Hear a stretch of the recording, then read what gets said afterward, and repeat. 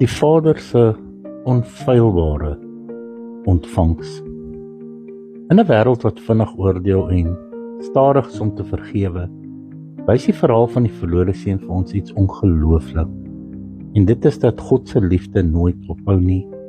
Lukas 15:20 sê, toe hy nog ver was, het sy vader hom gesien, innig jammer vir hom gevoel, gehardloop hom omhels en hom gesoen.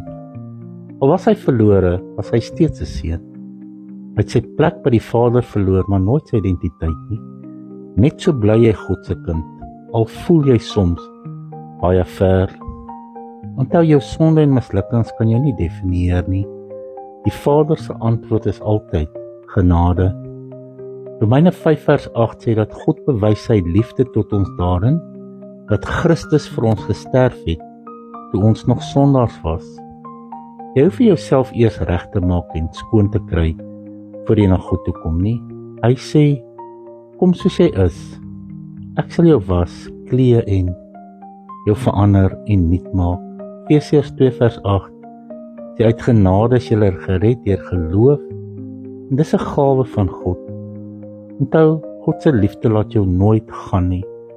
Hy wag nog steeds vir jou om huis toe te kom en jou terug te verwelkom. Vader, ek kom vandag na U toe, net soos ek is. Dankie vir genade. Ek kies vandag om huis toe te kom, terug na my Vader se huis.